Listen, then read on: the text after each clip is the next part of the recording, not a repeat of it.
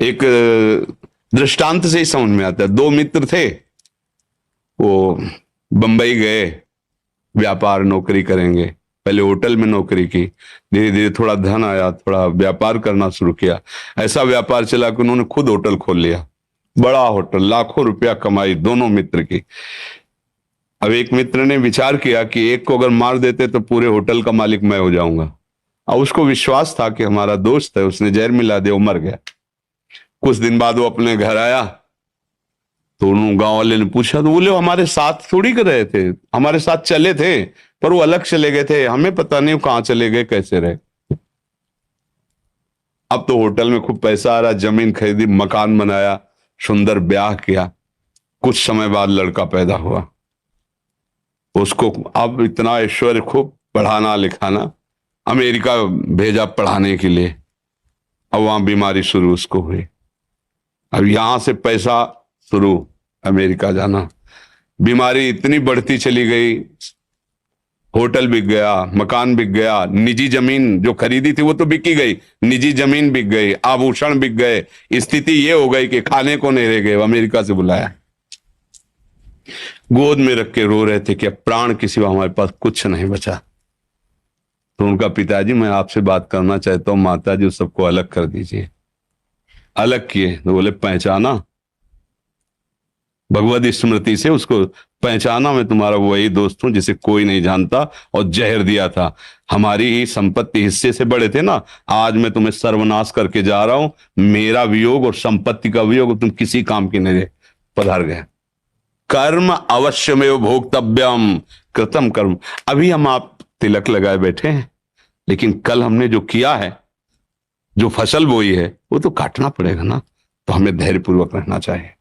उस जीव का इतने ही समय तक और ऐसी ही गति होनी थी, और मुझे उसे दुख भोगना था। वो राधा राधा राधा, आगे बढ़ो, ये भगवत मार्ग है, आगे बढ़ो, उसकी चिंता मत करो।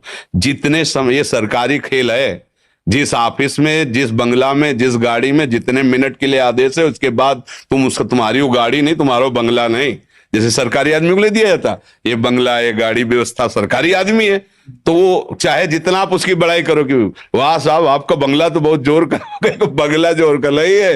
किसी भी समय हमें फोन आ सकता है कि इस समय तुम्हारा ट्रांसफर वहां कर दिया गया है। हमारा बंगला, गाड़ी, बस ये जो गाड़ी मिली है ना, ये जो बंगला मिला है ना, ये सरकारी बंगला है।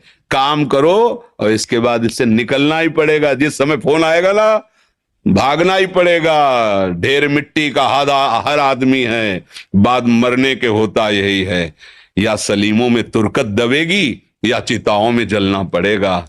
जिंदगी एक किराए का घर है, एक न एक दिन बदलना पड़ेगा। इसी को केवल सुधारना है कि अब हमारा आखिरी जन्म हो। इस दुख में, इस प्रपंच में, नाटक से मैं ऊब गया हूं।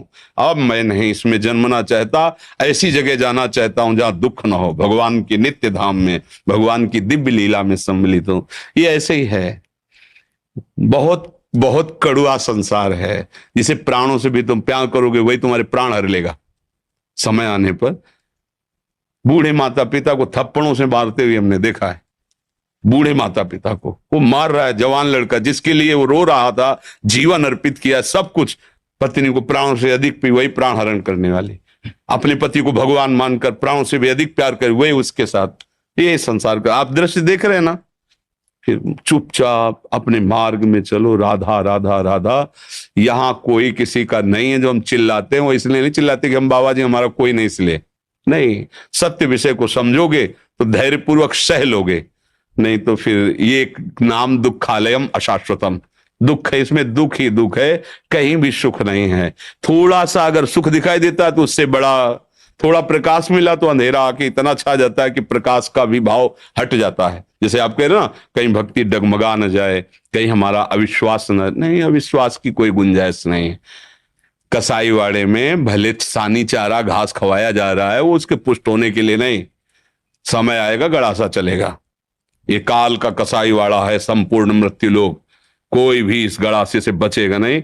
निमित्त कुछ भी बने, बोले दिल फेल हो गया, एक्सीडेंट हो गया, अरे जरा सा बुखार आया, वो ये कुछ भी बने निमित्त, यही उसके गड़ासे हैं। वो काल मृत्यु का निश्चित, सब सब चराचर जगत सब मरेगा। फिर काय को चिंता करो, मरना एक बार है ही है। जिसका जो समय, कोई गर्भ में चला जाता है, कोई गर्भ के बाहर, कोई बाल्यावस्था में, कोई जवान अवस्था में, कोई वृद्धावस्था में, जाना तो है ही। क्या करके जा रहे हो, बस ये बात खास है। अब आप जो पीछे बिगड़ गया है उसको तो भोग लो, आगे की फसल गंदी ना होने पावे। राधा राधा राधा। अच्छे आचरण, दूसरों को सुख देना। बिना हमारे कर्म के हमें कोई दुख नहीं दे सकता, पक्का समझ लेना। हमारा कर्म ही हमको दंड देता है। अब कोई नहीं जान पाया, पर मालिक जान रहा है ना। अब वो ऐसी जगह मारेगा कि तुम किसी से बता भी नहीं पाओगे, केवल रोते रहोगे। सही आचरण करो तो आपको यहां भी सुख और वहां भी सुख। ऐसे थोड़ी संत जन और सब शास्त्र कहते हैं, सच्चे आचरण।